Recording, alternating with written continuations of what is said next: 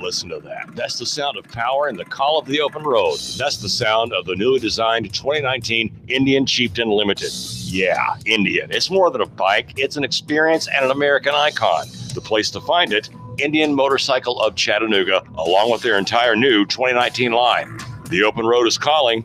Answer the call. Go to Indian Motorcycle of Chattanooga. Just look for the sign on 153 and Amnicola. Indian Motorcycle, the true American original. Join Nooga Radio and the Gridiron Gang live from 7 to 9 at Starbucks at 10 North on the North Shore. We're talking all things high school football. There's a specialty brew or refresher weekly inspired by the game of the week. Sweet treats, extended hours all season long, and we're pet friendly. Portions of all proceeds support local schools and educational scholarships as well as after-school programs. It's football time in Tennessee. Join us every Thursday live from 7 to 9 at Starbucks, 10 North, your North Shore neighborhood living room. The kids are back in school, routine has returned, and we've shifted our thoughts to the fast approaching holiday season. Are you hosting? Want to spruce up before your guests arrive? Whether you want new color and exciting wallpaper or elegant window treatments, the designers at Chattanooga Paint and Decorating can help. With brands like York, Tebow, Graber, and Carroll, we know you'll find something you love. Stop by Chattanooga Paint and Decorating today. It's really more than just a paint store. On Hicks and Pike, across from Valvoline, or online at ChattanoogaPaint.com. Nooga Radio. Are you brain dead? Still voting for pathetic liberals? Take 3 hours of Sean Hannity from 3 to 6. Nooga Radio. Then call us in the morning between 9 and 11. 92.7 Nooga Radio.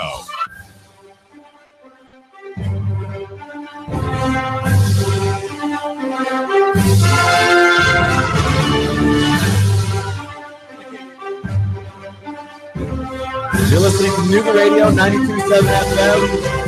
Welcome on our own. Oh, we have fun.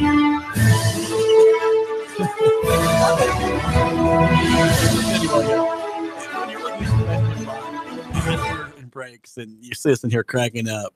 I bet you people are all the time. What can they be laughing about? Well, you know what? We crack a lot of jokes. Industry secret. we can't share what it is. Also, I don't think the FCC would appreciate it. This is true. But it's distinctly possible that the FCC might have a problem with our off-air humor. But if you like, we will sell tickets. You can come to the studio and watch. Yeah, just come to the studio and hang out. $3 each. $3 a ticket? Yeah, that's all right. Is that fair? I think so. Three's good.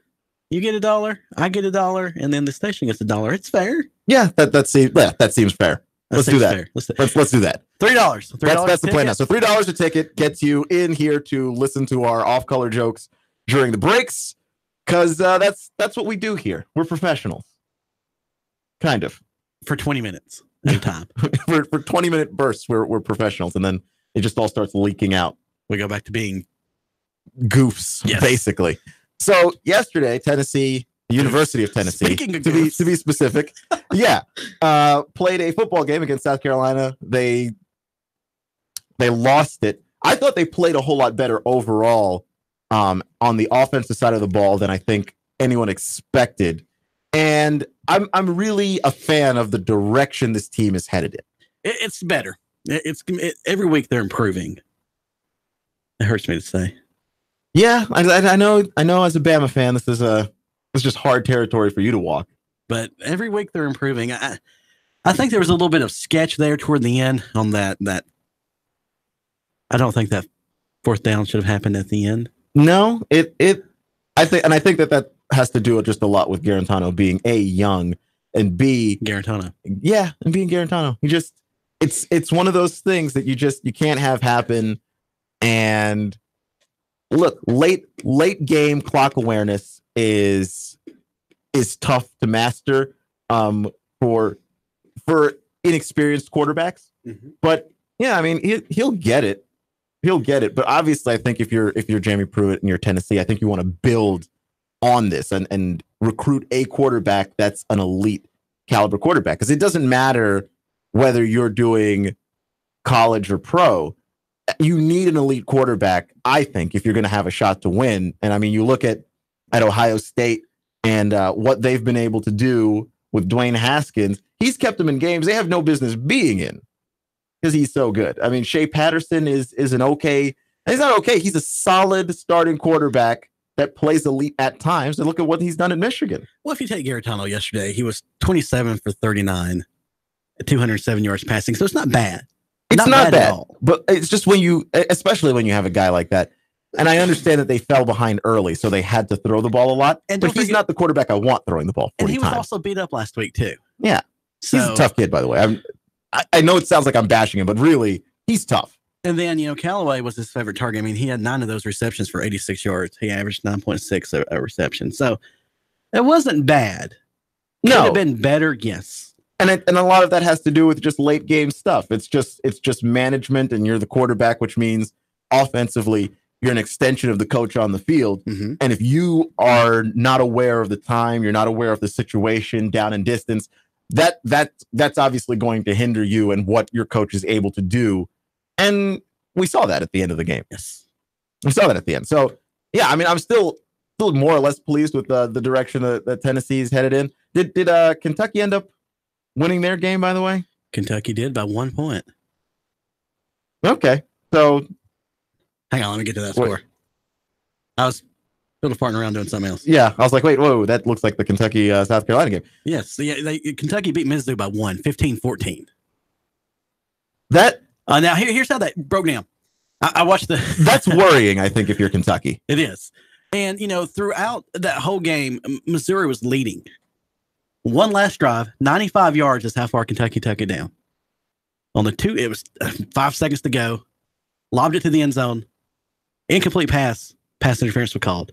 0 seconds on the clock. Oh, no. Mizzou had a defensive pass interference call. Which, I expect that. So the ball goes to the 2-yard line. And then Kentucky was able to get it in the end zone on the completed pass and beat Missouri by 1 point in the runoff. That's a little pathetic if you're Kentucky. I know Kentucky, they're not a premier football school or anything like that. But Missouri is one of the worst defensive teams in all the SEC. And they held you to 15. Yeah. The fact that Missouri scored 14, that's really not unheard of. Yeah. But you scoring 15 against them and it coming down to the final drive of the game and you need a little help from the pass interference, that's a problem if you're Kentucky, because you have a legitimate chance to be in the title game for the SEC. And look, whoever goes in is going to be beaten by Alabama. The question is it Georgia who gets in and actually has a chance to win?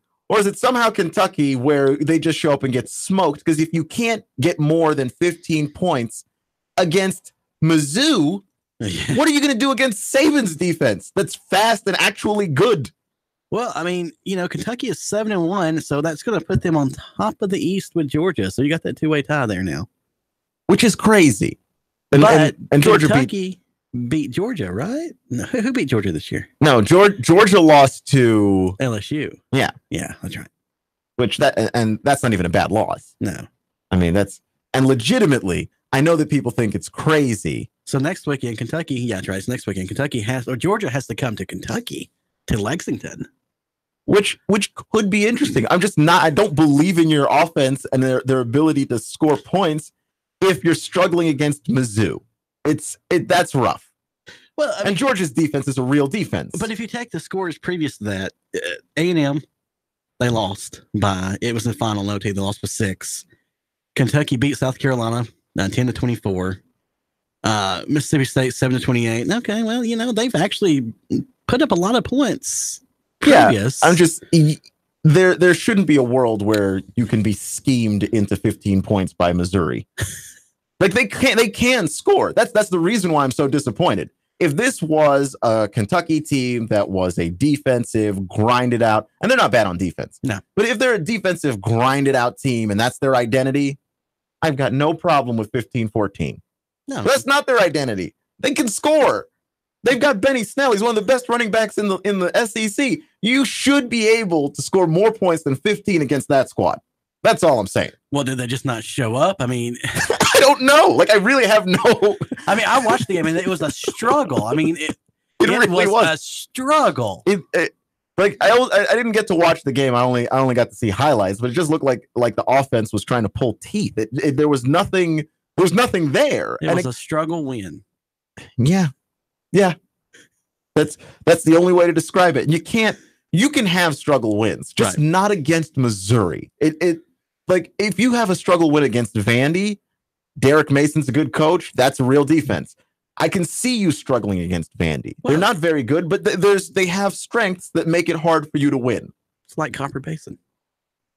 I'm not seeing it. I'm really not seeing it. Though, congratulations to Copper Basin for getting that one win this season. The one win, yeah. There are a couple of teams that I just refuse to be anywhere near them all year. One was Walker Valley, or was it Walker? No, it was Lookout Valley. Lookout Valley. And the other one was Copper Basin. The other one was Boyd Buchanan. And unfortunately, Boyd Buchanan was the only one of the three that never got that elusive win, which is just rough.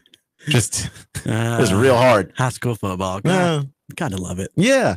So Georgia had an important game against Florida also yesterday, which gives them control in the SEC East. They started pulling away in that game in the second half, I believe. Yes. And I picked Florida to cover, which I have to like write down the spread at some point because I don't know if they actually did. If they got 17. I don't remember what the spread was in that game. We didn't really talk about it yesterday. We kind of rushed through the picks because we were having a blast. And we didn't budget our time properly on that. It's okay. But yeah, I thought Florida could at least cover in that game. But yeah, Georgia gives themselves a chance to try and make this playoff, but they don't control their own destiny at this point. And you're still going to have to run into Bama later. And if you beat them, that's a good case for you to get in. Yes.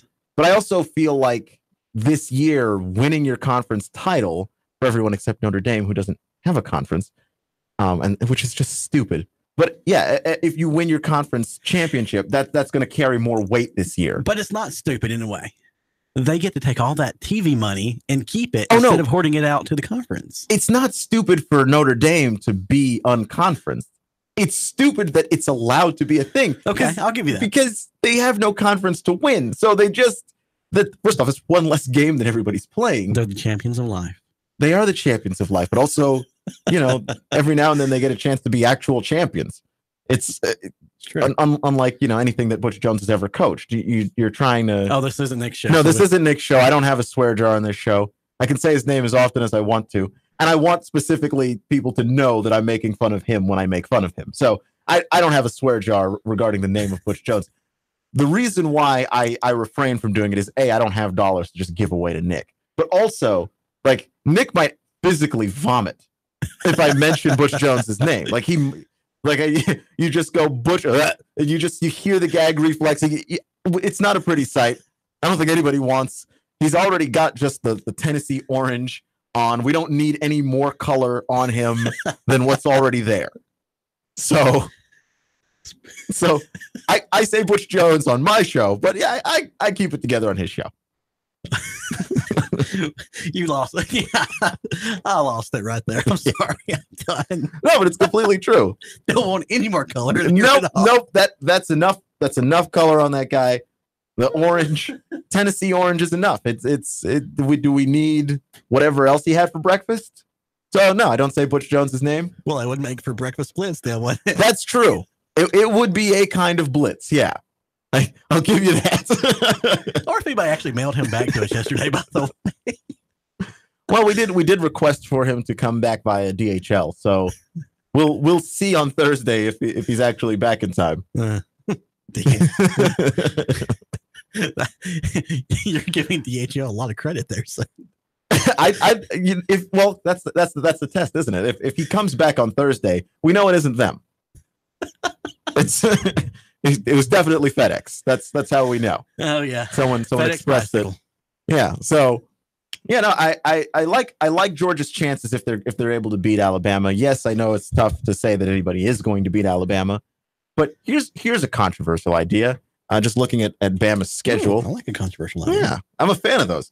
Well, I'm pretty much filled with them. Well, while you're looking that up, let's just say we get down to the SEC championship and Georgia knocks off. We're just going to pretend in this fantasy land that Georgia's going to win out. Mm-hmm. They get down and knock Bama off. SEC championship. SEC champs. Then let's look at that playoff picture then. Really? Daggum good team all year, Alabama. Mm-hmm. versus a team that struggled, LSU, and then they actually won and out. Where does that paint the playoff? Do we have another SEC 2 teams this year in the playoffs, or is there just too much? I think there's too much, and I also I think people don't like the SEC around the country, and I know this because I've lived in Big 12 country and I've lived in ACC country. People don't like the SEC, and I've got a buddy from Big 10 country. They don't like the SEC. Pretty much the SEC.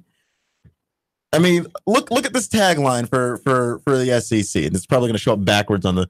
But it just means more. I've got a T-shirt that says that. Which people around the country don't agree. Big 10 fans don't agree. ACC fans don't agree.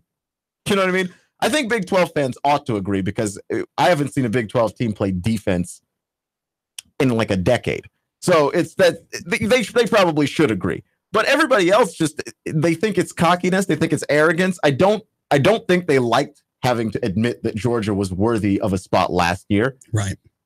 Certainly, if there are enough capable teams from other conferences, I don't think another SEC school gets in. The only way that they get in is if Michigan loses. I think Michigan doesn't. I think they win out. And if Clemson somehow missteps, and they're in the ACC, and outside of Clemson, there isn't anything else going on in the ACC. I mean, you got Mark Richt down in Miami, but they already had the terrible loss that Mark Richt gives you once a year. So, just everybody else is a dumpster fire. Yeah, I mean, FSU is a nightmare. Pitt is a nightmare. Mm-hmm. So yeah, you just have a bunch of bad schools and Clemson in Miami, and you're Clemson. You want to win that out, and I don't see them misstepping. I don't see Notre Dame misstepping because I think they already played the tough teams on their schedule. Mm-hmm. They're going to play. There isn't anything in front of them. I think they played Navy yesterday. Yes. Yeah, there isn't anything tough left on their schedule. So I think they win out. Unless one of those 3 schools missteps, you're just not going to see a second SEC team get a chance because I do think that there's a bias there. I don't think that people want to see a second SEC team. And part of it is that SEC fans, we kind of brought it on ourselves. Like when we keep telling everyone that their conferences don't mean anything because all the best schools and all the best football is in the SEC, when it's time to shut you up, everyone's going to take absolute pleasure in the opportunity. You're right. You're right. Notre Dame 44-22 over Navy yesterday. Yeah, I mean Navy doesn't throw the ball. Know what they sell away. Good morning. Good Got afternoon. me. Yeah, no, they do. Look, Navy. I like Navy too. Yes, they've got a fun offense, but it's a lot of triple option. It's a lot of triple option. They just don't throw. So you're just not going to beat Notre Dame in the way that Ian Book is playing quarterback for them. You're just not going to beat them. Yeah, if you take Notre Dame's next two games, Northwestern and then Florida State on the 10th of November. Yeah, they've already played the hardest part of their schedule. Like Northwestern could be a trap game of some kind, but no, that game's at home. Never mind. Florida State should be the trap game, but it's not going to be. No, Florida State's the dumpster fire. It's going to be on the road. And I actually didn't. We ran out of time yesterday for me to make fun of Willie Taggart. We'll go for it. We got time. Yeah, no, Willie Taggart is an absolute bust of a head coach who just kept talking himself into jobs, and in a way that reminds me a lot of Lane Kiffin, minus the personality, joy, and fun. Like Willie Taggart got himself the Oregon job, and I was so confused when that happened because he was really good at USF. He was really good at USF, and he got the Oregon job. I thought, well, okay, I don't necessarily see what Oregon is seeing. But you did have a guy that did a good job at the school that he was at. Mm-hmm. And then he didn't do anything at Oregon. He was there for a single season. And Florida State said, Willie Taggart, that's the guy that we want. Down. We're going to give you a bigger school, a bigger recruiting ground. You haven't shown the ability to recruit. You haven't coached particularly well at the big school you were at. But come on down to Florida State. Where it's warm. So I'm not sure exactly what the plan was there with Willie, and I don't think Willie's a bad coach, but I do think he's a bad recruiter. I don't think he's very good at getting talent on his team. You give him good talent, maybe he can win, but I don't think that Willie's great at getting talent on his team. I'm confused at that hiring, and I don't think that it ultimately works out for Florida State. Just why? Why did they do that? It makes no sense. One of the most bizarre situations that I've seen. Just in all of coaching. Just all of coaching. And I say that, and now that I think about it, the John Gruden thing, that's actually the most bizarre one because come on. Who signs a coach to a 10-year contract? That has to be the worst contract in the history of sports coaching. A 10-year deal on a guy that hasn't coached football in a decade, and the game was different when he coached. And when you're the poorest millionaire or billionaire. Yeah. No, you're right. And, like I said earlier when we started this segment, Tennessee should be glad that the Gruden did not. Yeah. I need to hire John Gruden's agent. Yeah. That's what I need to do. Well, I will look the number up while we're there and break and give it to you. Yeah, please do. That would be your greatest act as producer. If you could somehow get me. Not producer today. I am just co-host. Just all right. Guest. Just guest. Well, that might still be your greatest act. If you somehow get me John Gruden's agent, because I want to know what he did, and can I hire him? Maybe negotiate me into some pay. We'll tell him what we do here is we're selling tickets for the for the studio tour, and you'll have maybe $1 to give him because why not? I just negotiate me into some of that Gruden money. Not even Gruden money. I will settle for far less than that. But I've clearly not negotiated well for myself financially because I'm here. Yeah. So there's nothing wrong with being here. No, there's worse places we could be. There's worse places I could be, but being here means I'm just not seeing money. Not to air the financial laundry out in public, but that's exactly what I'm doing. This is the desperate measures I have to go to because I don't have John Gruden's agent. Well, we could just start you a GoFundMe. Or Blake Bortles' agent, for that matter. We could start you a GoFundMe. GoFundMe, the Keon Rose edition. And he's done. Ladies and gentlemen, he is done. You're listening to Keon Rose on Nuga Radio 92.7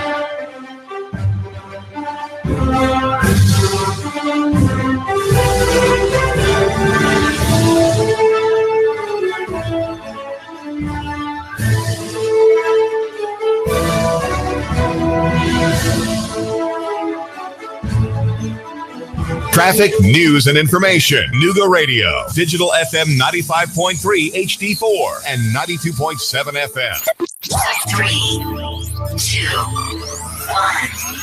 Chatta, Nuga Radio. Digital FM 95.3 HD4. 92.7 FM's news now. A cleaning fluid leak caused a partial ceiling collapse at the neonatal care unit at Children's Hospital in Erlanger. The event prompted a response from the fire department, but nobody was hurt. 3 employees had to wash off, but everyone was fine. Babies in the affected pod were moved to another area. Captain David Brooks with the Chattanooga Fire Department said that several children came to him, warning him that there was a fire a few blocks away. Station 4 went out to check it out and found that there was a fire at a scrapyard on Taylor Street. 6 additional fire companies were called out to extinguish that blaze. Nobody was hurt. The fire is under investigation. Human remains that were discovered in Walker County have been positively identified as belonging to Kenneth S. Dews, who's 36 years old, from Flintstone, Georgia. Thanks to dental records, they were able to identify him. They believe he may have committed suicide after going missing on June the 6th. Russell Stroud, Nuga Radio News Talk 92.7 Action News now. Sean Hannity, weekday afternoons from 3 to 6 p.m. on Nuga Radio 92.7 FM. Nuga Radio 92.7. Nuga Radio, Chattanooga weather. After the chilly start, expect lots of sunshine and good-looking weather for your Sunday. Warmer by the afternoon, high 70 to 72. Tonight, lows back into the mid-40s. For Monday, more sunshine, highs mid and upper 60s. Lots of sunshine continued pleasant through Tuesday. What did Jesus mean when he commanded us to be ready? Find out in Looking Up, Living in Anticipation of Christ, a book by local author Eddie Turner. Available now at Amazon and Barnes & Noble. And I'm Soares E12 Chief Meteorologist Pat Report. Nuga Radio 92.7. Your home is a constant work in progress. Repaint the walls? Yeah, easy enough. Leaky faucet? There's a video for that. But roof repair? You might want some help. That's where Chattanooga roofing contractors come in. They have 3 generations of roofing excellence you can count on. Leave the ladder in the garage. Go to chatroofing.com. That's chatroofing.com for Chattanooga Roofing Contractors, a roofing company you can trust. My ex recently hacked my email and my social media, and it really caused me some problems. I changed all my passwords, which helped, but I'm still getting trolled, maybe even stalked. I know it's him. I just can't prove it. My business, well, it's been broken into twice already. I've got cameras, but that only helps after the fact. I'd rather prevent it from happening in the first place. Unity One East is your solution to these and many other security concerns. With private investigation, security services, and backed by decades of real-life experience in military and law enforcement, Unity One East is your instant contact for security, investigation, and consultation to help protect you, your family, and your business. No 1-800 number, no red tape, no wait, because Unity One East is local and available 24/7. Reclaim your peace of mind. Call Unity One East, 475-6206, 475-6206. Whether you have marginal, moderate, or even extensive hair loss, you don't have to live with it. Finally, there's a procedure that becomes a part of you, and it requires no daily maintenance or special care. Let Apollo Hair Systems give you a free hair and scalp analysis today. Call 423-803-1011 and schedule this free evaluation today. Open Tuesday, Wednesday, and Thursday from 9 a.m. to 6 p.m. Friday and Saturday, 9 a.m. to 3 p.m. Apollo Hair Systems, 5512 Ringgold Road in Chattanooga. 423-803-1011 for Apollo Hair Systems. Paid for by Diane Black for governor, Tommy Whitaker treasurer. So, who are you supporting for governor? I think I'm voting for Bill Lee. So you're voting in the Democratic primary? What? Bill Lee really ought to be running in the Democratic primary. I mean, he'd see a lot of familiar faces. Hello? All right, look, Phil Bredesen's running in the Democratic primary for Senate. Yeah? Well, Bill Lee gave Phil Bredesen money. Wait, Bredesen's big-time pro-abortion. And Carl Dean's the Democratic candidate for governor. Big-time liberal. But Bill Lee gave Carl Dean money, too. And Bill Lee pushed for Megan Barry to be mayor. She's pro... WPLZ HD4 Ottawa, W224AZ Chattanooga. Serving Chattanooga. Broadcasting live from the center of the universe, the Tennessee Valley's most listened to news talk station. Nooga Radio 92.7. This is CBS News on the Hour, sponsored by Quicken Loans. I'm Wendy Gillette. The world is grieving the Pittsburgh synagogue attack. Cuando la fede si concentra puramente. Pope Francis led prayers for the city in St. Peter's Square and denounced what he called the inhuman act of violence. CBS's Hillary Lane on the investigation. Police say 46-year-old Robert Bowers entered Pittsburgh's Tree of Life synagogue through an unlocked door while people were worshiping Saturday morning. Bowers was armed with multiple weapons. He had 3 Glock 357 handguns and an AR-15 assault rifle. Inside the synagogue, Bowers shot and killed 11 individuals and wounded 2 others. We're under fire. He's got an automatic weapon. He's firing out in front of the synagogue. The attack went on for about 20 minutes. The shooter killed 8 men and 3 women, ranging in age from 54 to 97. Bowers is scheduled to make his first court appearance tomorrow. He faces 29 federal charges. The shooting brought up painful memories in Charleston, South Carolina. I'm Jim Crisula. It was cruel irony. The Reverend Eric Manning was wrapping up a conference at his Charleston, South Carolina church, focusing on the fatal shooting there in June of 2015, when he heard about the Pittsburgh synagogue massacre. Manning immediately thought about the similarities. He said, quote, "It's immensely troubling. We've come so far from a growth perspective, but we've taken so many steps backward in terms of civility and in terms of working with each other." Jim Crisula, CBS News. British women who married ISIS fighters have no place to go but home. CBS's Larry Miller reports. Britain is reportedly preparing for the imminent return of up to 80 jihadi brides and their children, with more arriving by the end of the year. The women are British citizens who left to marry Islamic State fighters. Most are now widows. They've been detained in Syria by Kurdish forces since the fall of ISIS. London Sunday Times reports Britain and other European countries are under increasing pressure to take back their citizens. The father of a Muslim convert who joined ISIS after being groomed online pleaded for his daughter to be given a second chance. Larry Miller, CBS News, London. Prince Harry and the Duchess of Sussex, the former Meghan Markle, are in New Zealand, the last stop on their whirlwind trip to the South Pacific. Markle spoke at a reception to celebrate the country's 125th anniversary of women winning the right to vote. So bravo, New Zealand, for championing this right 125 years ago for the women who well deserve to have an active voice and an acknowledged vote, and for all of the people that this effort has paved the way for globally. This is CBS News. National Mortgage Lender Quicken Loans. Apply simply, understand fully, mortgage confidently. Licensed in all 50 states. Equal housing lender. NMLS number 3030.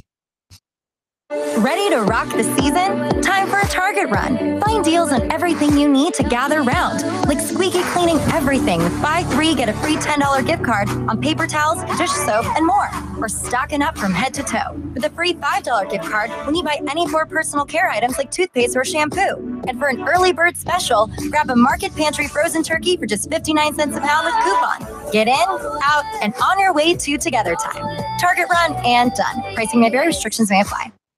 Find Macy's lowest prices of the season on specials. Crux air fryer or cookware set, $59.99. 6-piece queen or king sheet sets, $28.99. Samsonite Silhouette XV luggage, 65% off. And get a Macy Bed by Serta premium plush queen 2-piece set for $477. Through October 28th at Macy's. Savings off sale prices, exclusions apply.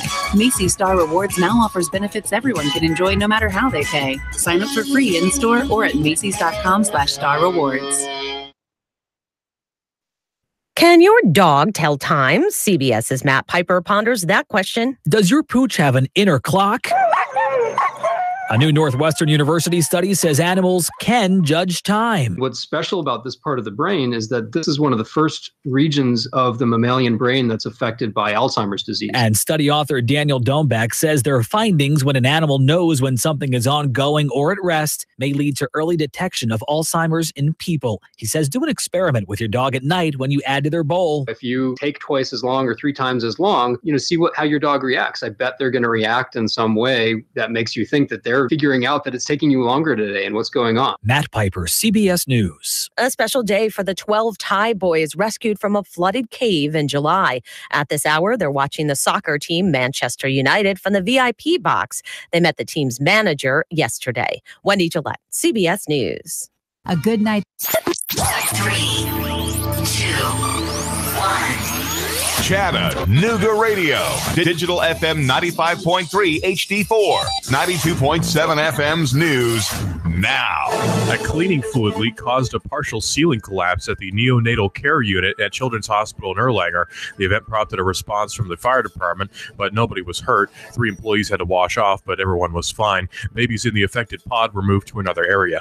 Captain David Brooks with the Chattanooga Fire Department said that several children came to him, warning him that there was a fire a few blocks away. Station 4 went out to check it out and found that there was a fire at a scrapyard on Taylor Street. 6 additional fire companies were called out to extinguish that blaze. Nobody was hurt. The fire is under investigation. Human remains that were discovered in Walker County have been positively identified as belonging to Kenneth S. Dews, who's 36 years old, from Flintstone, Georgia. Thanks to dental records, they were able to identify him. They believe he may have committed suicide after going missing on June the 6th. Russell Stroud, Chattanooga Radio News Talk 92.7 Action News now.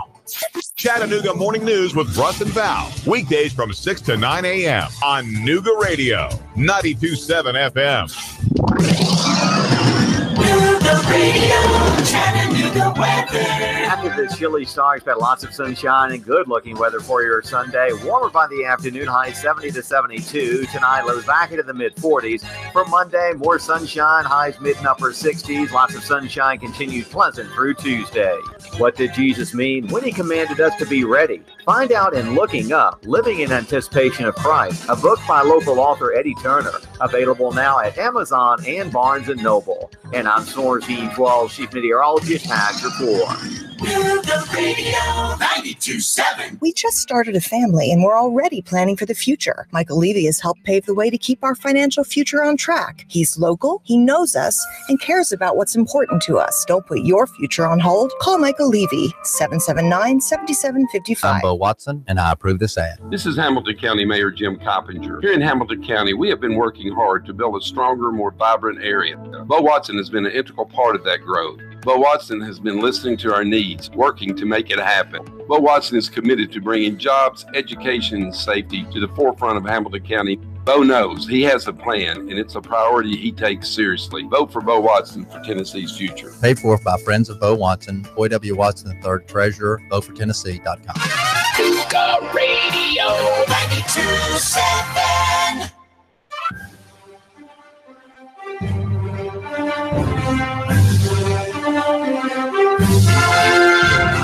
Hello, Chattanooga. You're listening to All New Nuga Radio, NugaRadio.com. Here on 92.7 FM. Plus with Keon Rose. Joining me today, Jason Kirk, not as a producer, just as a guest. Friend of the show. On his free time. Appreciate it. So, I've got good news. You've got fantastic news for me. What? What's the news here? Well, we don't have to set up the GoFundMe account anymore. Which, that's fantastic. That's good. I found the agent for Gruden and other sports professionals. Yeah, that's what we'll call them. And they're not good professionals either. Some of them. There's some guys on that list that have just been fired or are about to be fired. Bob Lamont. Bob Lamont is John Gruden's agent, and he's also Jay Gruden, his brother's agent, as well as Andy Reid. Like, he's got some good people that he's the agent of, but I feel like some of those guys aren't hard to be the agent of. You know, like, it's not hard to be the agent of Andy Reid. But I've got the email address of his assistant here. If you'd like me to compose an email for you, please do. So we can figure out how much Bob Lamont charges, and if he can help me negotiate something for me in the way of monetary gain in this industry that has made me, this basically just cost me money since I've been in it. Well, this is that's what this industry does. It's just it empties your wallet and sucks out your soul. If you can break even, then you've made money in radio. Oh man. Don't tell my mom. She was real disappointed when she was like, "Really? Journalism?" Yes, Mom. If you can break even, you've made money. Oh boy. You don't go into radio for the money. You go into it for the love. Radio's its own reward. It is. Allegedly. Yeah, I'm pretty.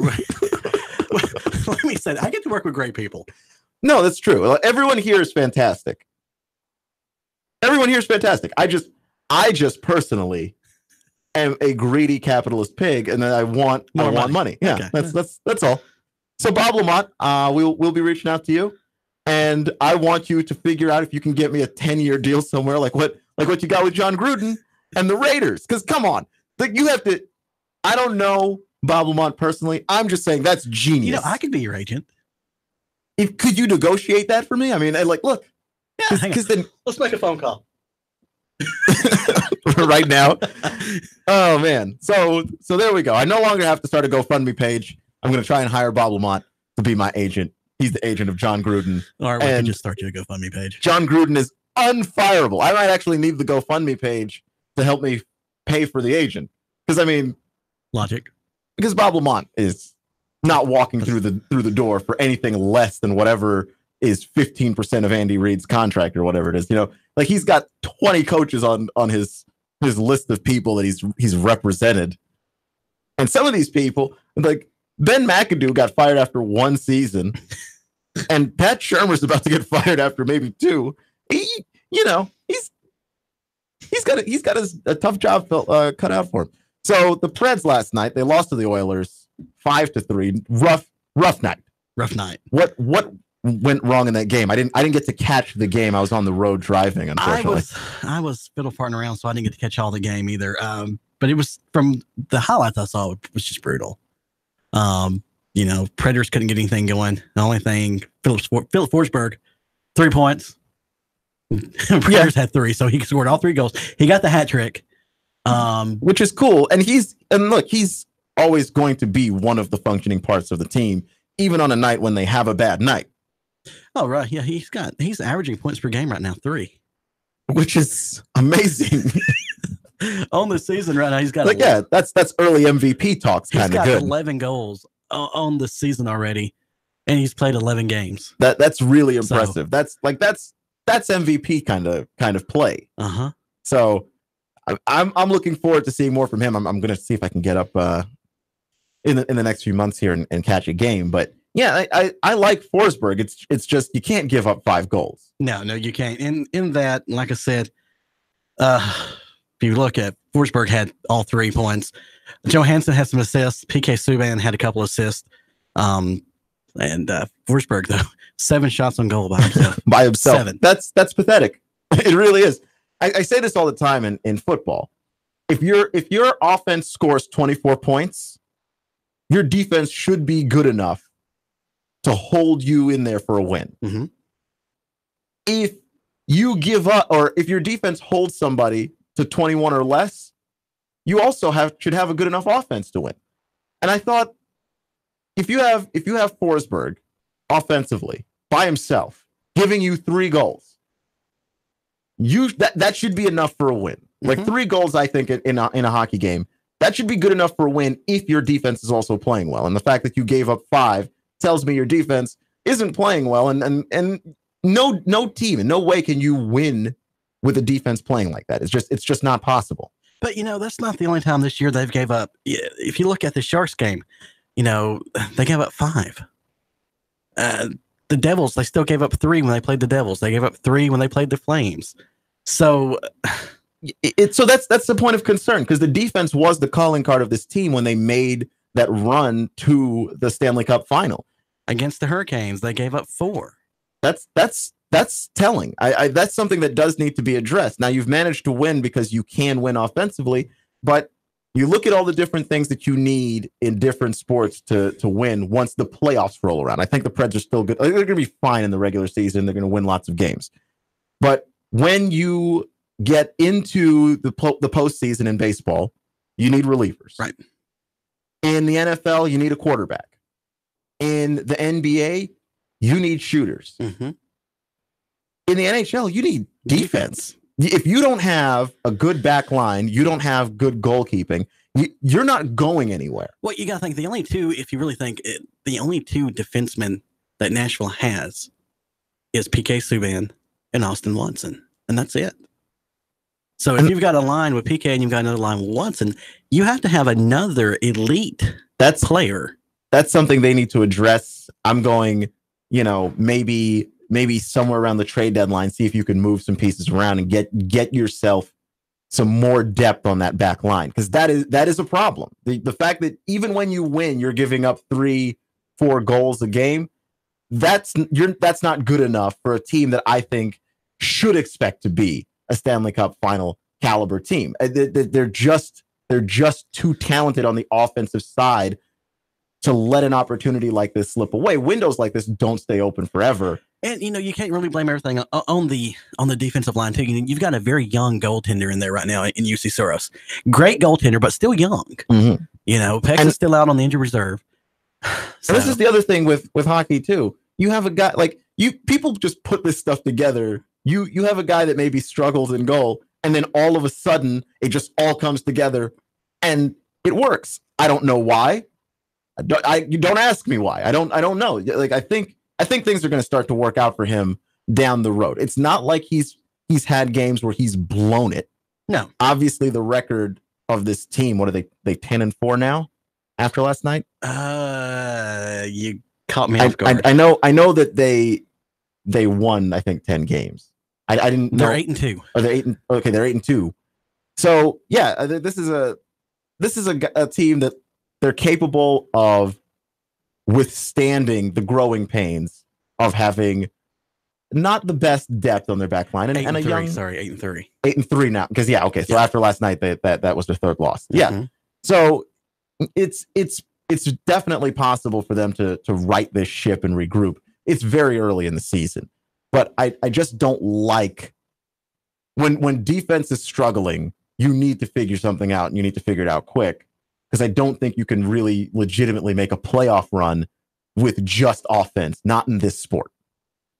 That's just my opinion on that. No, you're exactly right.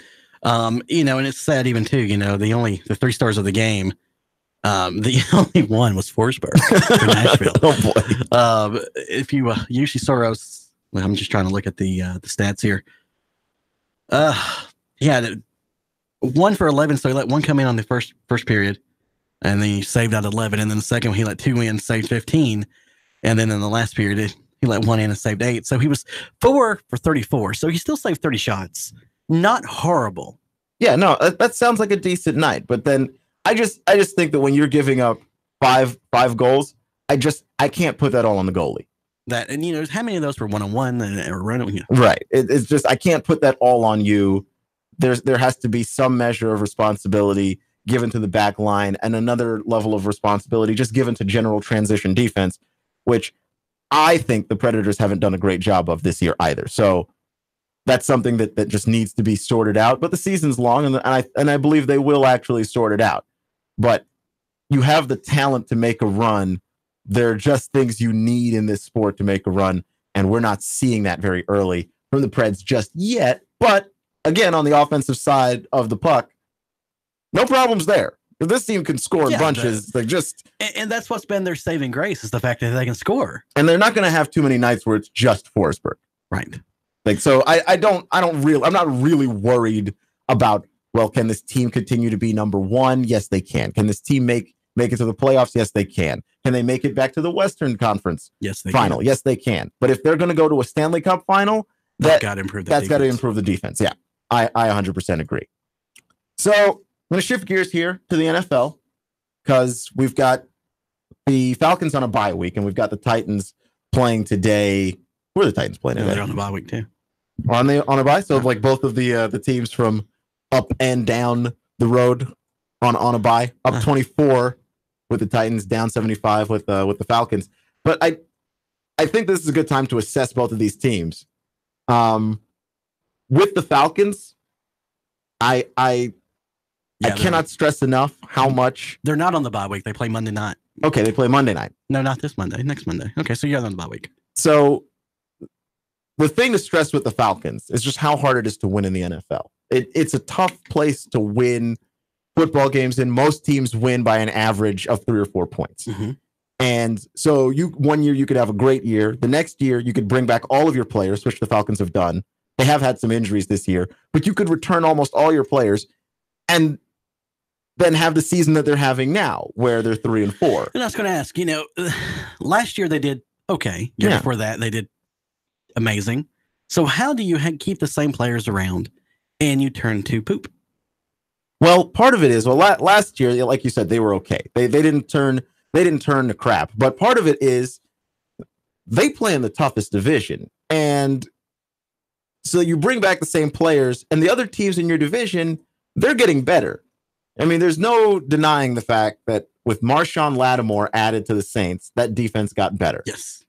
Alvin Kamara made their offense better, gave them a real running game, gave them a real threat. And then Thomas, I forget his name. Is it Brandon Thomas, the receiver, gave Drew Brees another dangerous weapon. I mean, that guy doesn't drop the ball. I think he's the highest.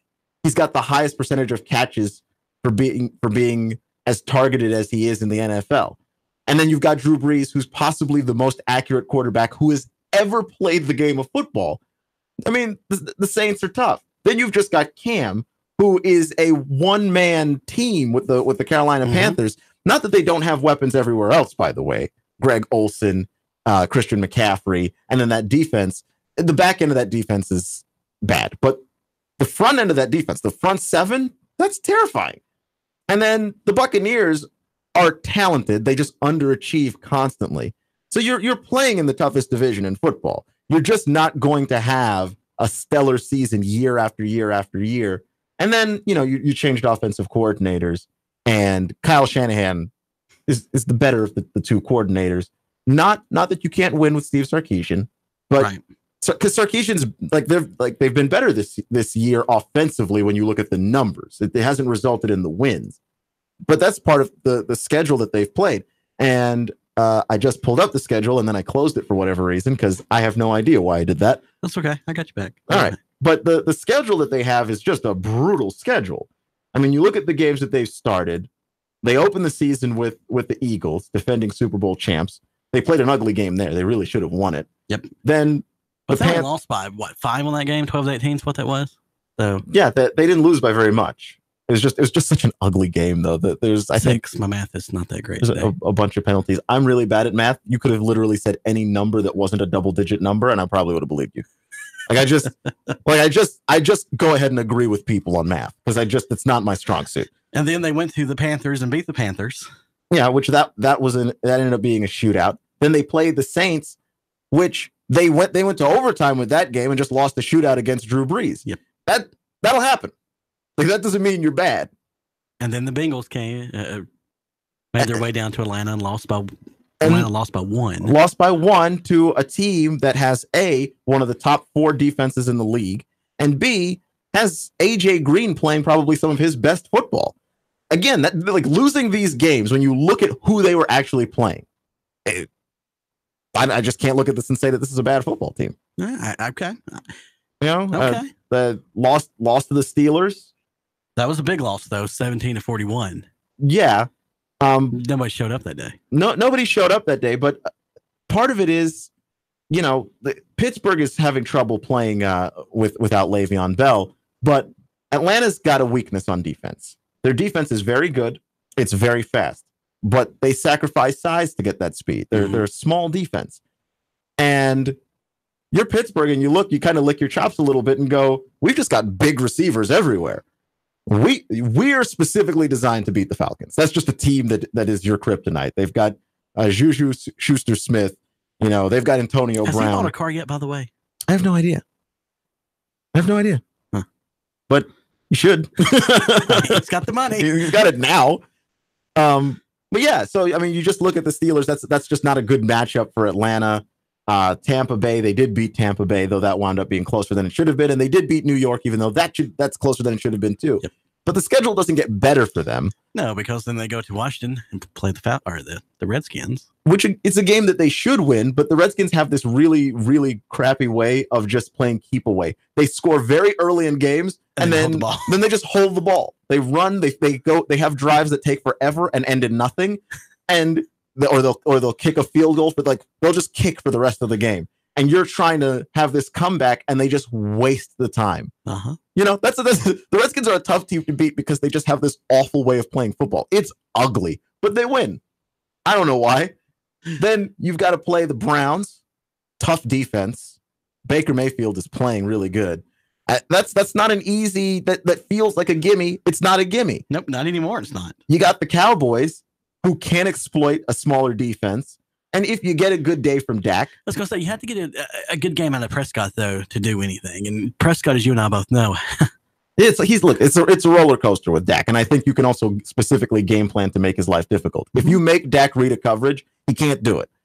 And then once he can't read a coverage, you just put 8 guys in the box and just dare Ezekiel Elliott to run. He can't because he's a human being, and 1-on-8 is just not a good matchup for anybody. So you can beat Dallas. You ought to beat Dallas, but Dallas does have the weapons to beat you. They just traded for Amari Cooper too. Yes. So again, we'll see how that helps Dak. And then you get the Saints again. Why did Oakland get rid of Amari? Because they gave up on him. Because he hasn't been playing well. I just think that's coaching. When I create a franchise in Madden, guess who the first person I go after? Who? Amari Cooper. Really? Yeah. I can see that. And then I try to go for Julio. Maybe it's an Alabama thing. I don't know. Maybe. That's distinctly possible. But yeah, no, I think that he's a talented receiver still. And by the way, the Cowboys got him for a 5th rounder. Uh-huh. It wasn't like they had to give up anything special. I mean, why not? And I just think if you're Oakland, you could have gotten more. I'm really not sure.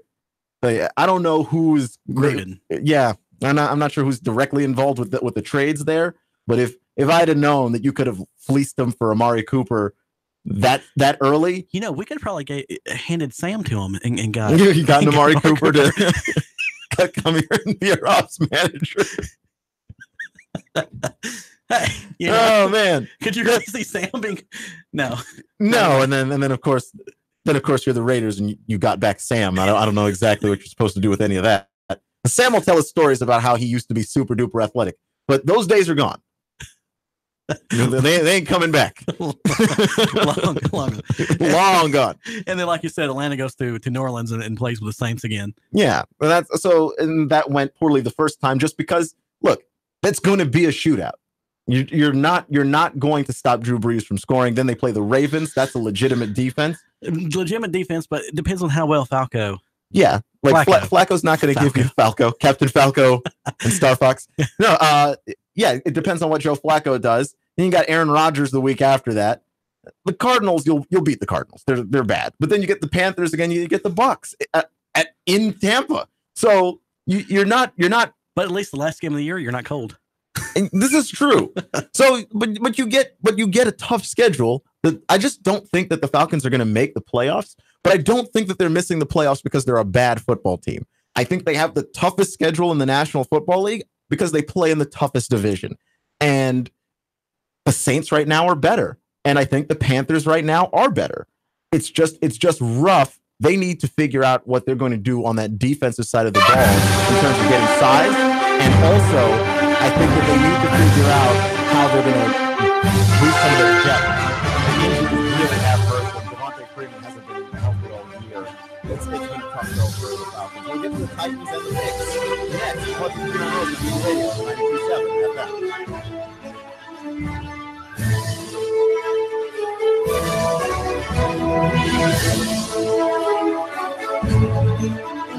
Traffic, news, and information. Nuga Radio. Digital FM 95.3 HD4 and 92.7 FM. 3, 2, 1. Chattanooga Radio. Digital FM 95.3 HD4. 92.7 FM's news now. A cleaning fluid leak caused a partial ceiling collapse at the neonatal care unit at Children's Hospital in Erlanger. The event prompted a response from the fire department, but nobody was hurt. 3 employees had to wash off, but everyone was fine. Babies in the affected pod were moved to another area. Captain David Brooks with the Chattanooga Fire Department said that several children came to him, warning him that there was a fire a few blocks away. Station 4 went out to check it out and found that there was a fire at a scrapyard on Taylor Street. 6 additional fire companies were called out to extinguish that blaze. Nobody was hurt. The fire is under investigation. Human remains that were discovered in Walker County have been positively identified as belonging to Kenneth S. Dews, who's 36 years old, from Flintstone, Georgia. Thanks to dental records, they were able to identify him. They believe he may have committed suicide after going missing on June the 6th. Russell Stroud, Nuga Radio News Talk 92.7 Action News now. David Toulis on Made the Move, 1 o'clock every weekday afternoon, 1 till 3, Nuga Radio. 92.7. Nuga Radio, Chattanooga weather. After the chilly start, expect lots of sunshine and good-looking weather for your Sunday. Warmer by the afternoon, high 70 to 72. Tonight, lows back into the mid-40s. For Monday, more sunshine, highs mid and upper 60s. Lots of sunshine continued pleasant through Tuesday. What did Jesus mean when he commanded us to be ready? Find out in Looking Up, Living in Anticipation of Christ, a book by local author Eddie Turner. Available now at Amazon and Barnes & Noble. And I'm Soares E12 Chief Meteorologist, Tags Report. Nuga Radio 92.7. Where to go for lunch today? Go to the Top. The Top of the Hill Country Buffet offers a delicious lunch buffet every day. Golden fried chicken with mashed potatoes from scratch, daily fresh vegetables, a full salad bar with all the fixins, and fresh homemade cobbler. In addition to the buffet, Top of the Hill also offers a full menu. Plus, kids eat for $5 all day. Top of the Hill is located in Ringgold on Remco Shops Lane and is open 11 a.m. to 8 p.m. Monday through Sunday. Where are you going for lunch? Go to the Top. I live, work, and play in Chattanooga, the scenic city. But when it comes to my next car, truck, or SUV, I'm Alabama bound. Fort Payne, Alabama, and Landers McClarty Ford. Big city selection of new and pre-owned vehicles with the small town price and friendly service. Now, I'm not knocking my hometown, but when it comes to my next ride, I only go to Landers McClarty Ford of Fort Payne. Their selection is huge, but if I can't find what I want, they'll find it for me with the same low price, same great service, and only a short drive away. And I can go online to look around before I leave the house. Got that next dream ride in your head yet? Yeah, you do. Get a head start at LandersMcClartyFord@FortPayne.com. Don't just dream it, find it at LandersMcClartyFord@FortPayne.com. That's right, Landers McClarty Ford of Fort Payne, Alabama. Nuga Radio. Roar into Talladega. Hello? Who am I speaking with? Eric, you're our winner. Really? You'll receive tickets for all 3 races between the Camping World Truck Series, Xfinity Series, and the Monster Energy Cup races. Holy cow. In addition, you'll receive a 2-night stay at the Microtel Hotel and restaurant accommodations at 2 area restaurants. Nuga Radio. Roar into Talladega. Nuga Radio. 92.7. Your NASCAR racing station. Nuga Radio 92.7 FM. Nuga Radio 92.7. Listen to that. That's the sound of power and the call of the open road. That's the sound of the newly designed 2019 Indian Chieftain Limited. Yeah, Indian. It's more than a bike. It's an experience and an American icon. The place to find it, Indian Motorcycle of Chattanooga, along with their entire new 2019 line. The open road is calling. Answer the call. Go to Indian Motorcycle of Chattanooga. Just look for the sign on 153 and Amnicola. Indian Motorcycle, the true American original. Join Nuga Radio and the Gridiron Gang live from 7 to 9 at Starbucks at 10 North on the North Shore. We're talking all things high school football. There's a specialty brew or refresher weekly inspired by the game of the week. Sweet treats, extended hours all season long, and we're pet friendly. Portions of all proceeds support local schools and educational scholarships as well as after-school programs. It's football time in Tennessee. Join us every Thursday live from 7 to 9 at Starbucks, 10 North, your North Shore neighborhood living room. The kids are back in school, routine has returned, and we've shifted our thoughts to the fast approaching holiday season. Are you hosting? Want to spruce up before your guests arrive? Whether you want new color and exciting wallpaper or elegant window treatments, the designers at Chattanooga Paint and Decorating can help. With brands like York, Tebow, Graber, and Carroll, we know you'll find something you love. Stop by Chattanooga Paint and Decorating today. It's really more than just a paint store. On Hicks and Pike, across from Valvoline, or online at ChattanoogaPaint.com. Nuga Radio. Are you brain dead? Still voting for pathetic liberals? Take 3 hours of Sean Hannity from 3 to 6. Nuga Radio. Then call us in the morning between 9 and 11. 92.7. Nuga Radio.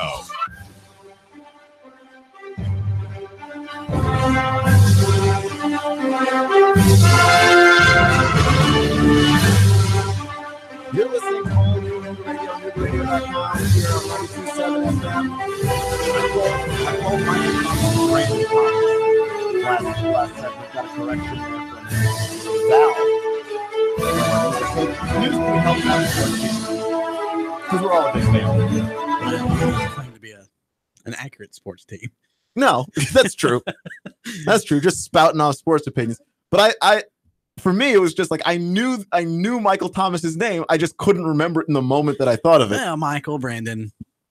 A Thomas, a guy named Thomas. Yes. That's last name Thomas. Michael Brandon. Let's talk about the Titans really fast and then rush through these picks because we never get through them quickly. But with the Titans, they've had just an up and down season. And when you talk about quarterbacks that make you ride the roller coaster, which I had that segment actually a couple weeks ago, Marcus Mariota's on my list of quarterbacks that, and it's sad. I don't want to put him there, but he's with Joe Flacco as one of those guys that as a quarterback, you don't know on a weekly basis what you're going to get from him. You get heroics. They beat the Eagles. Mariota was a big part of the comeback that got them there. And then the next week they lose to the Bills. They score 12 points and he doesn't do anything. It's a problem. Well, and that's the thing, you take those 2 wins before the Bills and, there was a struggle against the Jaguars, a real struggle. It was just a struggle. And then you turn around and you have that miracle win against the Eagles. And then you go to Buffalo and then they beat you by 1. And then does that make you the laughing stock? Does it make those other 2 wins just, they got lucky? I will say this because with Buffalo, we like to laugh at them because they're awful. But they're really just awful at quarterback. That Buffalo defense is an actual real defense. We'll never notice it because they can't score enough points to make it worth anybody's time. But Buffalo's defense is for real. It's just the quarterback is Nathan Peterman, and Nathan Peterman is who Nathan Peterman is. As they call him on the internet, they call him the Peterman, and the Peterman does what the Peterman can. Sometimes even peters out. But the Peterman can't do much. That's that's the problem. And then Baltimore, went to Nissan Stadium and just blanked them 21-0. Which again, Baltimore's defense is a real defense, and Mariota, he should be far enough along where he can at least score. He should, but at least let's get him in three at least. Right. But when you look at his development, when you again, part of being an NFL quarterback, and I would say the bulk of being an NFL quarterback, and I think Trent Dilfer has probably the best way of saying this. Being an NFL quarterback is about reading defenses. It's about figuring out what the defense is going to give you and take that. Mm-hmm. That's what it's about. Marcus Mariota hasn't been able to do that, and if you're not able to do that, you're just playing catch. And this is partially problematic of where the Titans are. He just hasn't been developed all that properly. And I know that they brought in Matt LaFleur to be the offensive coordinator, but it might just be that Marcus Mariota is not the quarterback of the future for the Tennessee Titans. And no, we had the conversation. You're like, I just don't even think he's a franchise quarterback either. Yeah, I think he might just be a good, solid quarterback, and you can win with that. But then you need to realize that your guy's not franchise caliber. He's not raising the talent of anybody around him. You need to bring talent to him. That's what the Cowboys realized. That's why they went out and got Amari Cooper. Dak's not making anybody better, so we've got to make Dak better. Mm-hmm. This is something the Titans need to do, and I think they failed to do it pretty much constantly, is to get talent around Mariota, because you look at the Falcons lost some close games to some really good teams. I look at a Titans team that lost close games to bad teams, that lost in blowouts to bad teams. They've lost in a large variety of ways, and they're 3-4. But this record could be a whole lot worse. In the draft, though, really, who is the last great name that the Titans have drafted? Before Mariota? After Mariota. Or after Mariota? I mean... Derrick Henry? That's it? Yeah. And Derrick Henry's perplexing because it's hard to figure out how to use him correctly. Mm-hmm. He's a big running back, and you think you want to use him, running up the middle. He's a bruiser, but he actually runs more like a smaller back. So you have to use him like a smaller back. Get him in space. Get him in one-on-one matchups. A lot of screens. They don't do that. No, they don't. And I'm not sure why. And that's the one thing, too, they should have tucked from Alabama. I mean, that's how Saban utilized it. Yeah, Saban never really used Derrick Henry as a brutal battering ram. And I know that when you have a running back that's like 6'1", 240, basically built like LeBron, your first instinct is, oh, this guy is just going to be a hammer. But he's not. That's never been his game. He can be if he needs to be in those rare occasions. Yeah, but he usually isn't. And his speed is surprising. It's weird that they haven't used him in the way that he was used in college. And he's been in the league 2-3 years now. Mm-hmm. It's I don't want to say it's criminal that they haven't gotten the best out of him, but it's at least depressing. Yes.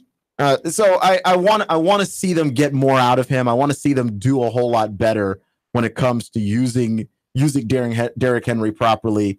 I know that this is maybe our first full season of seeing Corey Davis at wide receiver, but the problem with him is the same problem that he had in college, which is he just dropped the ball too much.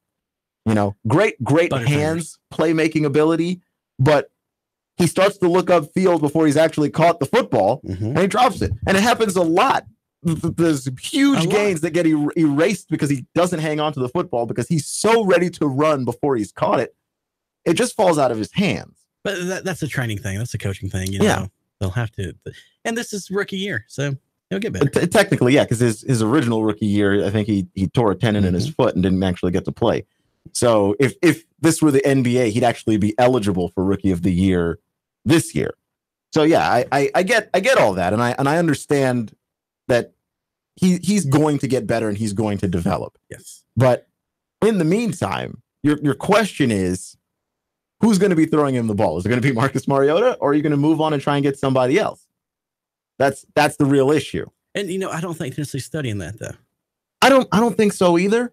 And I know that this upcoming quarterback draft is not the strongest one, but there are guys there. I forget his name, but that kid in Oregon, he's going to be the first quarterback taken. Do you jump up and try and see if you can get him? Possibly. put a package together and get him, because you're looking around the league and everybody that's having a lot of great success, a lot of young quarterbacks.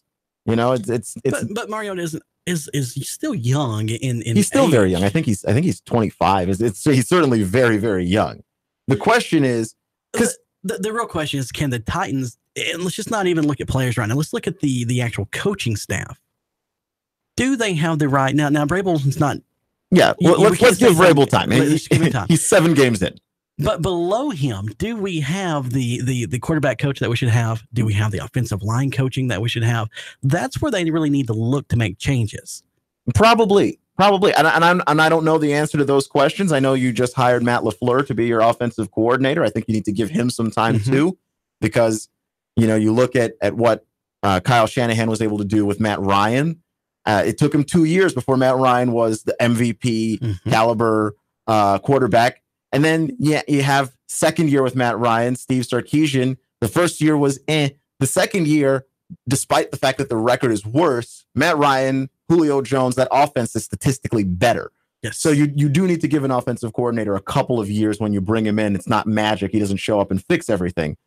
Players need to get used to the system. You need to bring in different guys to match what that offensive coordinator would like to do. So it'll take time with the Titans too. And maybe it's possible that you're not going to see the best of Mariota until next season, when he feels a little bit more comfortable with what Matt LaFleur is asking him to do offensively. That's true. You know, and then last week they went to London, and we've already talked about that. Yeah, and then and pooed the bed at the last possible moment in the game. And then we've got a bye week this week. Next week they go to and play Dallas Monday night. With by the way, tickets starting at $9.94 for that Dallas game. Well, we should just go then. I mean, it's in Dallas, but the actual ticket for the game is $10. Okay, we need like 4 studio tours really quick, so that way we can buy tickets to go. Serious. And then after that, the Patriots come into to Nashville, and that never ends well. No, and then they go to Indy, then they go to Houston, and then the Jets cut. And that's a winnable game. Houston. The Jets game. Well, the Houston could be another winnable game too. I mean, they beat them at the beginning of the year. They did, but this is a different Houston team in my opinion. They've won 4 games in a row now. Deshaun Watson, he's woken up. JJ Watt's got his stuff together. JJ Watt's got his stuff together, and you're actually starting to see Watt and Clowney play at the same time, which is every bit as terrifying as we thought it would be when it finally happened.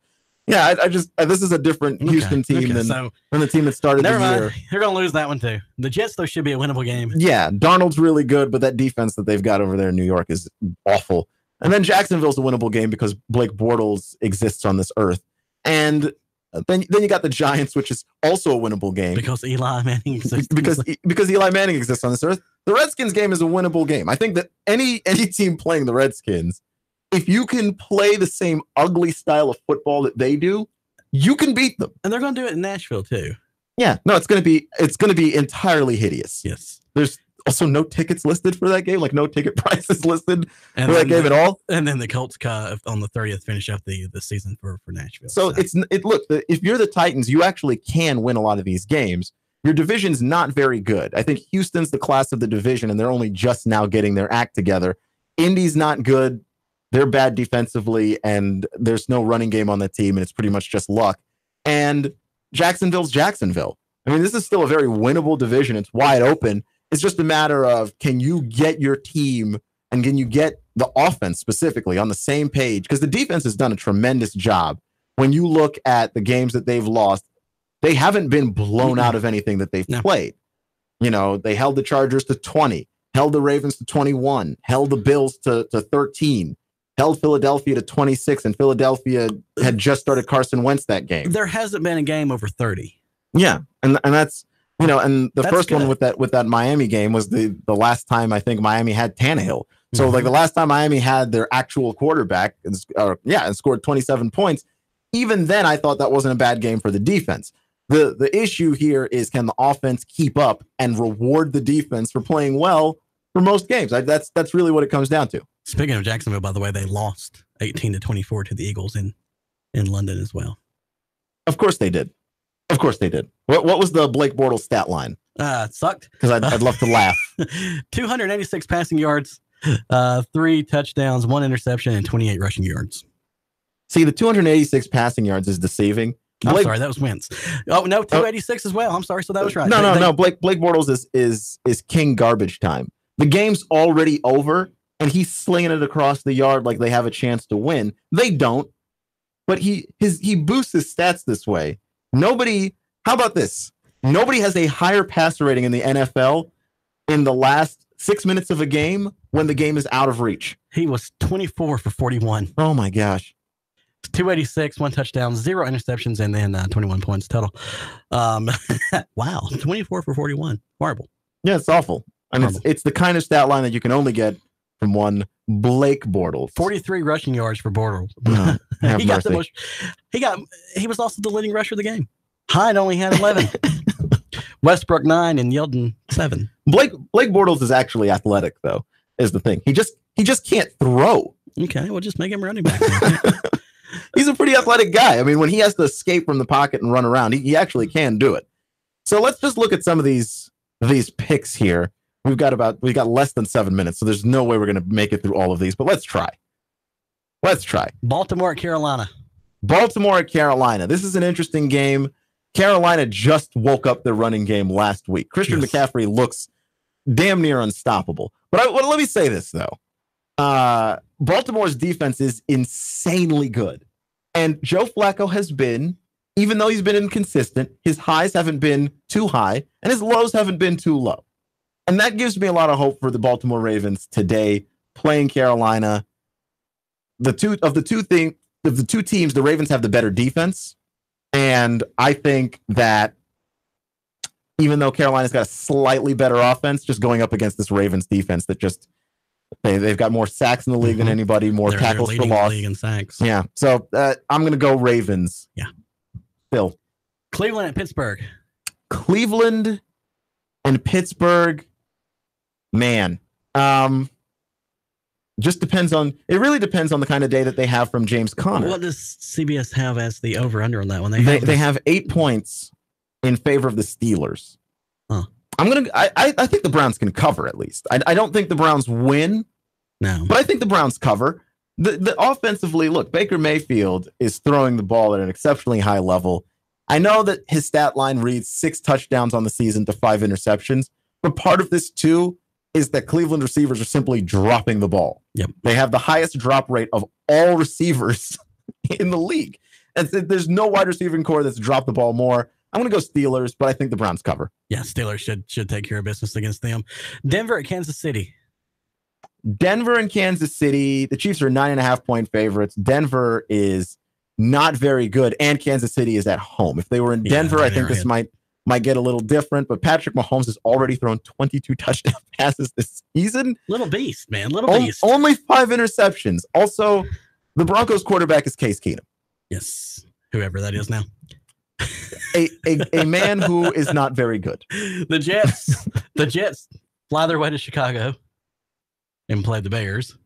The Bears are 8-point favorites. The Jets are 3-4. The Bears are 3-3. Mitchell Trubisky is the Bears quarterback. He's not very good. Sam Darnold, by the way, he is a feast or famine quarterback. 10 touchdowns, also 10 interceptions. Uh-huh.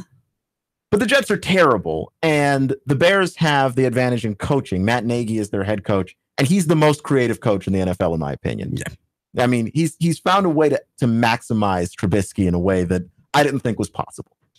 So you're going to take Chicago, I assume? I'm going to take Chicago. Yeah, I'll take Chicago on that one, too. Seattle and Detroit. Let's see if I can scroll around here and find the game you're at. Seattle and Detroit. 3-point favorites. I think the Lions are 3-point They favorites. are. Both teams are 3-3. But I also think both teams started off worse and look worse than they actually are. With that being said, the Lions have discovered that Keon Johnson is a very good running back. And they've also discovered that Matt Stafford isn't as horrible as people thought he was. No, Matt Stafford, 12 touchdowns, 5 picks on the year. And look, Matt Stafford's big problem always was that Detroit never had a running game. Mm-hmm. Keon Johnson this season became the first 100-yard rusher in a single game for the Detroit Lions. Since Barry Sanders? Well, it hasn't been that long, but it's been 5 years. Yeah, it's been a while. That's half a decade. Reggie Bush was the last one that they had. And, Golden Tate hasn't done bad either in receiving. I mean, it's 37 receptions for 467 yards. So yeah, and 3 touchdowns. Look, they have. It's a very good offense that they've got over there. That defense is better And Seattle's offensive line still has issues. Russell Wilson's still running for his life. They have played better, but both teams now rely heavily on the run, and Detroit's better at running. Yeah. We've got about 2 minutes left, so let's just... I've gotten very long-winded with these answers, but I can't help it. Tampa Bay, Cincinnati. I'm a blabbermouth.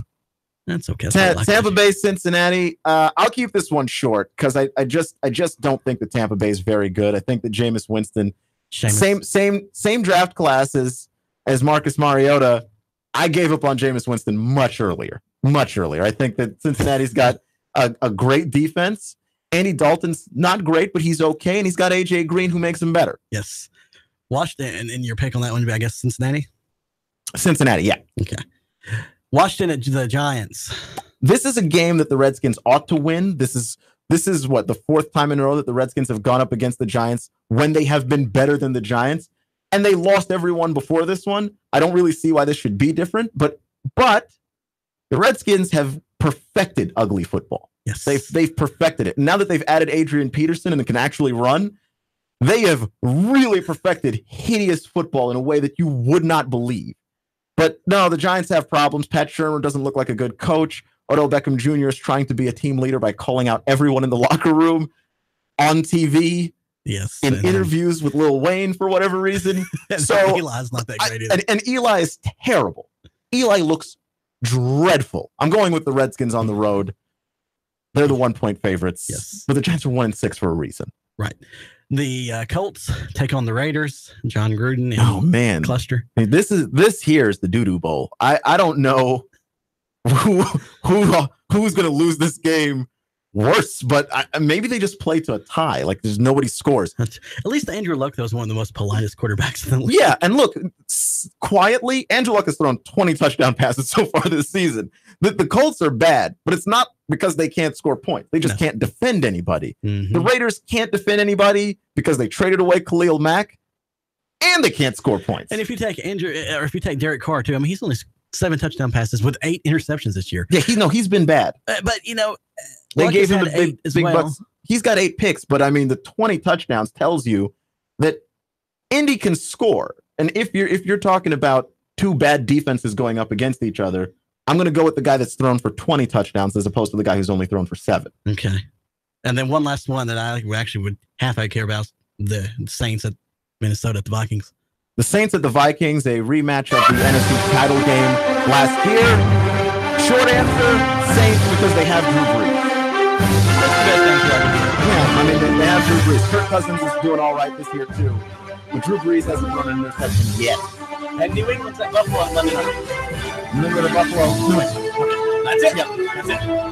You're listening to Touch with Keon Rose on Nuga Radio 92.7 FM. Thanks for joining me today.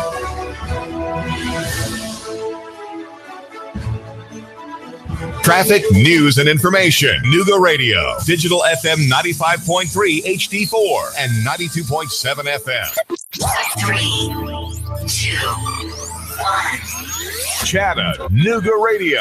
Digital FM 95.3 HD4, 92.7 FM's news now. A cleaning fluid leak caused a partial ceiling collapse at the neonatal care unit at Children's Hospital in Erlanger. The event prompted a response from the fire department, but nobody was hurt. 3 employees had to wash off, but everyone was fine. Babies in the affected pod were moved to another area. Captain David Brooks with the Chattanooga Fire Department said that several children came to him, warning him that there was a fire a few blocks away. Station 4 went out to check it out and found that there was a fire at a scrapyard on Taylor Street. 6 additional fire companies were called out to extinguish that blaze. Nobody was hurt. The fire is under investigation. Human remains that were discovered in Walker County have been positively identified as belonging to Kenneth S. Dews, who's 36 years old, from Flintstone, Georgia. Thanks to dental records, they were able to identify him. They believe he may have committed suicide after going missing on June the 6th. Russell Stroud, Nuga Radio News Talk 92.7 Action News now. Sean Hannity, weekday afternoons from 3 to 6 p.m. on Nuga Radio 92.7 FM. Nuga Radio 92.7. Nuga Radio, Chattanooga.